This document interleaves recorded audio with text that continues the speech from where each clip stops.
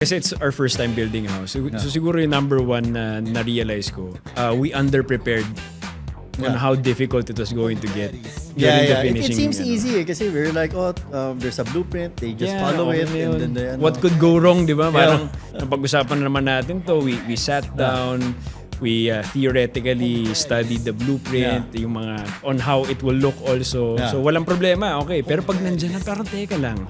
Parang kailangan matibag tong wall na to. May mga tapos, changes talaga na domino ma-realize effect mo lang pag nandyan na. Ace Home Daddies! Welcome to another episode of Ace Home Daddies. This is your dad bud Joey, and we're here to talk about your familiar home hacks, home solutions, practical hacks, and of course, anything and everything that will make you a better home daddy. Alam nyo, being a dad is very special. It's a job that we all love, no? Kaming mga lalaki. And Father's Day is just around the corner. And I'm very lucky that I'm able to invite this good-looking gentleman right here, no? This dad, and also an athlete. What else do you do, Juancho? Welcome to Home Daddies. Oh, thank you, Sir Joey. Well, I'm also a hobbyist. Marami akong mga hats sa mundo. Yeah, so I'm also an actor. I'm also a host. Yeah, yun yung mga day job ko. Alam mo, mga boys talaga mahilig sa mga kung ano-anong activities. And ACE is really the perfect place for people like us na parating may project, always looking for things to fix or things to break at home. Oh, yeah. And so what have you been up to? I heard you just finished building a house. Yeah, so at this point, nakalipat na kami. And it has been super great. The whole construction process and moving in and designing and where goes everything. It was really a very strenuous process para sa amin. Pero sobrang kapag tiningnan mo in retrospect, lahat ng mga bagay, fulfilling din pala siya. It's really worth it. Alam mo, building a house nga daw is very personal. Siyempre parang binuhos nyo yung lahat ng ideas nyo. Saka marami kayong mga future dreams and moments na inimagine na mangyayari doon sa bahay na yan. Yeah. That's why if there's a delay, if there's a problem, it hurts. Medyo masakit. You really get this. So Juancho, how many kids do you have? I have 3 now. What's it like having 3 kids? Matagal ko nang naririnig to. Kapag more than 2 na, naka-zone defense na kami ni Joyce. So hindi na kami pwede mag-man-to-man. Kasi pag dalawa daw, tag-isa kayo. Tag-isa lang. Kami only have 1 kid, so it's very easy. To be honest, para ka lang may 1:2, di ba? Yeah, 1:2. Pero pag tatlo daw, medyo tatanggapin ko na yung may mga moments of chaos. Pero it has been super beautiful. We're so blessed to have 3 kids. Having kids, hindi siya 1 plus 1 eh. Yeah. Parang 1 plus another 1 equals 5. Parang yung chaos daw sa bahay. Yeah. So actually, we still have 1 free hand. Yeah. Kami ni Joyce. Kaya pa isa. Kaya pa namin mag-isa pa. Pero yun nga, seeing them grow and have their own ecosystem na they take care of each other. My eldest now, si Liam, is already 5 years old. Okay. So, nakikita ko yung nagsi-step up siya na pagiging kuya dun sa dalawang younger siblings. Nakaka-bless na nakikita mo na, di ba? Actually, my son is also 5. He's turning 6. And cute lang nila. Yung age na yun kasi marunong na sila sumagot and they're very clever, to be honest. They know how to get their way around around parents. At saka, alam mo, Sir Joey, sobrang nakakatuwa kasi na-invite tayo ng Ace Hardware. Kami ni Liam kasi, ang bonding namin, with no bias whatsoever, we do go to Ace Hardware to look for stuff. No? To look for stuff. I always try to, fix his bike. That's our activity together. And kapag may inaayos akong mga kung ano-ano sa bahay, siya inutusan kong kumuha ng mga tools sa toolbox. Diba? Parang na-fulfill ko yung dream ko. Actually, ang ganda nung you play an active role, especially fixing the bike. No? So, like for example, right now we're in a garage. For me kasi it's a skill that we pass down to our children. Like ako, I grew up with my dad teaching me like basic stuff about fixing the house. And as a dad, it's a nice thing that we can pass on to our children. Yeah. Like, I'm sure your panganay, siya yung magli-lead dun sa mga kapatid niya. Pag may sira, siya yung mag-aayos eventually. Yeah, tsaka gumagana rin yung yung logical thinking nila of how to fix stuff, how things work, di ba? I remember when I was a kid, yun nga, to your point, my dad was always teaching me how to to fix stuff, to open stuff. May ano siya, car guy siya, so mahilig siya mag-open ng hood ng mga kotse, check ng mga kung Kailangan ano. alam mo kung ano yung nangyayari. What's happening. Yeah, so dati nag-try ako mag-ayos ng motor namin. Binuksan ko yung Kinalas mo. kinalas ko pero hindi na nabalik. Tapos hindi na siya naayos ulit. Pero sobrang naging malaking learning opportunity sa akin on how yung basics of the stuff work. Actually, if you have a garage, are you building a garage in your new house? Meron ka bang parang area? Meron akong area, yeah. Yeah, it's nice to fix it up eh. Sabi nga nila parang you need to prepare your garage first before you bring in all the toys. No? Yeah. It's nice to have like the proper tools, the proper chemicals or agents. Like you can even buy your own power tools. No? Yeah. Actually, they're all available in Ace.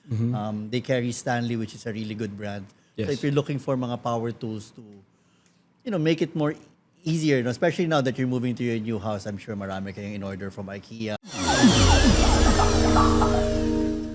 Part of our discussion ever since na impact drill is probably the most useful thing. Yes. Especially from a brand like Stanley. Here we have the new upgraded version of the old Patmax. Yes, the old Fatmax. So ito lang is upgraded na yung battery niya this time. Longer lasting siya when you use it. Fast charging na din siya. And it comes with the case, complete na siya actually with the charging also. So you don't have to buy a separate battery now when Yes, you buy but this. of course may option pa rin na to buy a separate battery para when you're using it, palit ka lang bala. Saka yung battery niya, universal yan. You can use it to other power tools that are V20. Yes. Parang V20 yung parang category niya. And you know what's nice about investing in power tools that are branded? No? Sigurado ka kasi, isipin nyo, impact drill to, so that means it goes through a lot of stress. Yes. Why buy something that's cheap or a knockoff when you can get the real thing? Favorite namin yan pag may dumating na kailangan i-assemble. Even nung baby pa siya, kahit umpisan sa taga-abot lang, can you pass me that screw? I was able to teach my son at a very young age about the bolt and nut and bolt, no? Yung mga ganon. It's a learning process eh. And it's a responsibility talaga of dads to pass on that knowledge. Yeah. Actually, pagka dating ko pa lang dito, nakita ko yung marami tayong mga toolbox. Yeah. Parang aarbonin ko yan, Si Joey. Yeah, that's a very nice toolbox. It's very spacious. And the toolbox, in the first season of Home Daddies, we had a guest, no? And we talked about the value of a toolbox. Eventually, yung anak mong lalaki, magandang bigyan mo ng his sariling toolbox. His first toolbox. It may not have tools yet, but it could have like matchbox. All these Lalagyan na little ng toys things. niya. No? Yeah. Alam mo tayo mga lalaki, mahilig tayo sa, I've always had this thinking na mahilig tayo sa shoebox. Yung parang little compartment where you put all your junk. Yeah. I'm sure nung Mga naglipat kayo random ng stuff bahay, lang, mga meron ka battery, mga ganun. kahon na kung ano-ano yung laman. Yeah. Kami ngayon, we're also moving to a new house and I realized over the years, I've accumulated so many shoe boxes and I could remember stories about my life through compartments, no, where I put these little memories. Yeah, absolutely. You mentioned earlier that you fix your kid's bike. No? You have to look at safety, di ba? All these things, kahit bata lang yan, kailangan maganda yung pagka-kondisyon mo sa bike. Yes. Actually, meron kaming interesting na feature dito na product, which is the cordless pump, no? Air pump. Hindi ka na kailangan Talaga? Parang kailangan ko nun. Very useful yung mga ganon. Marami ka mahanap ng mga little gems na mga products when you visit Ace. So bro, now that you're in the finishing stage of your house, can you tell me maybe the top 3 things that you realized when you were building? Kasi it's our first time building a house. So siguro yung number one na na-realize ko, we underprepared on how difficult it was going to get during the finishing. It seems easy eh, kasi we're like, there's a blueprint, they just follow it. And then, what could go wrong, di ba? Parang napag-usapan naman natin to, we sat down, we theoretically studied the blueprint, yung mga on how it will look also. So walang problema, okay. Pero pag nandyan na, parang teka lang. Parang kailangan matibag tong wall na to. May mga Tapos, changes talaga na domino ma-realize effect mo na lang siya. pag nandyan na. The other thing is kailangan ng malapit na supplier For those last minute. for those last Kasi yung minute mga stuff. contractor, napansin ko, alam nyo na nga na mauubos na.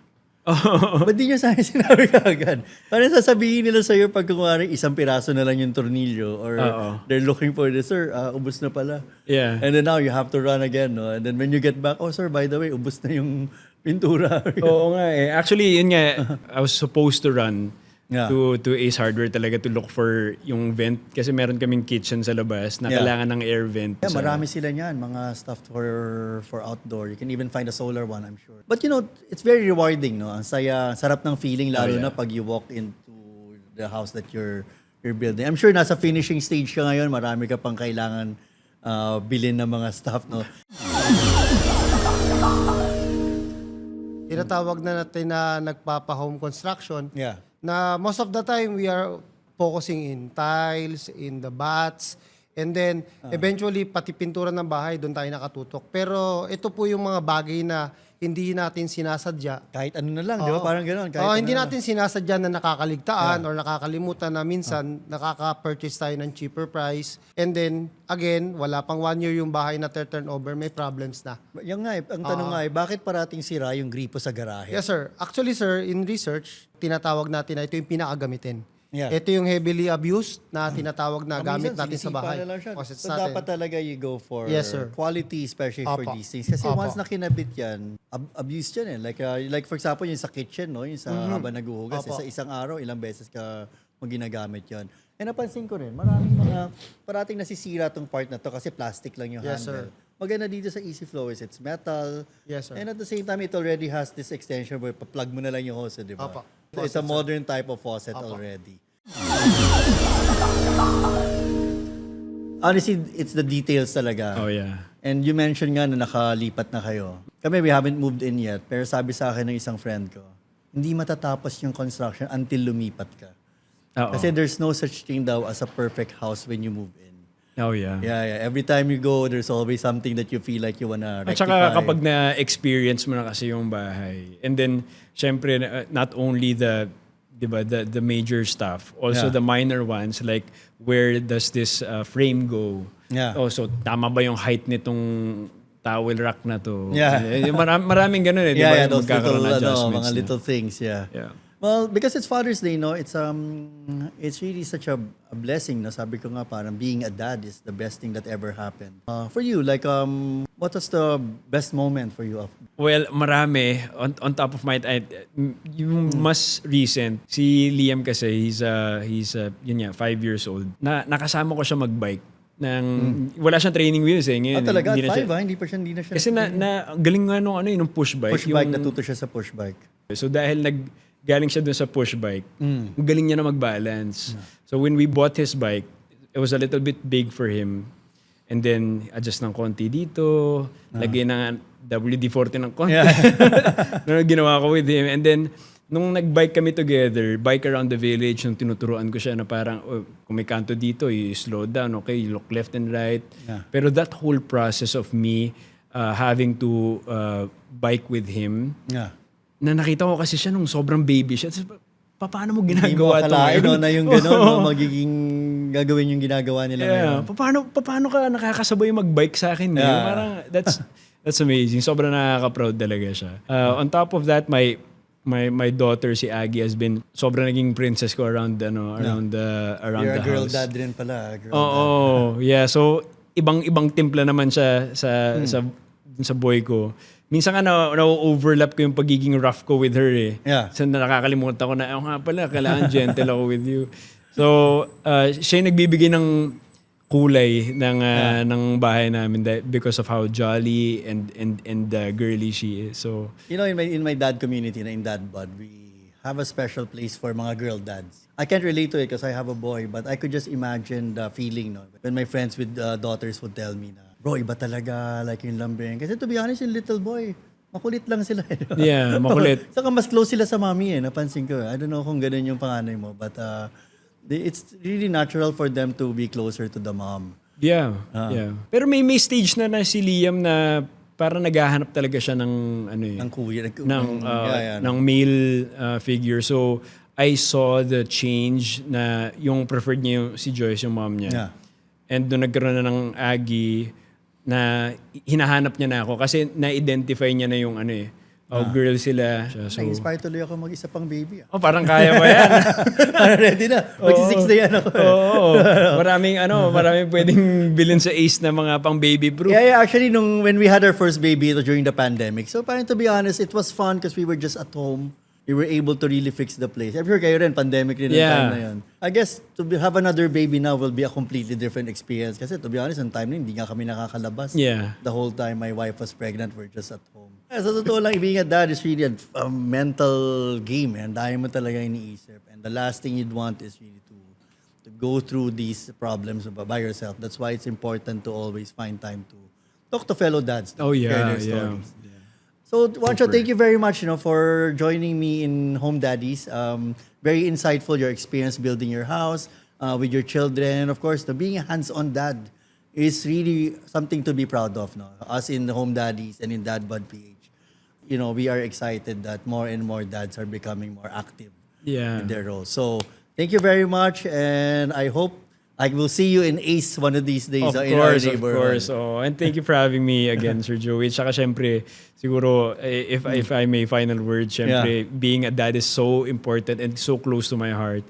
Something that hindi na nare-realize ng mga tao ngayon that the bedrock of society is at the home talaga. Yeah. So importante talaga our roles as providers, protectors, and leaders of our home. So very happy ako na there's a we have group. a show. We have a show called There's Home a Daddies. show. Yeah. There's a group in your home dads. Yeah. So thank you so much for All right. inviting So me. this is your Dad Bud Joey again, from Ace. Let's make the world a better place, one dad at a time. All right. Thank you very much. Happy Father's Day. Home Daddies. Ace.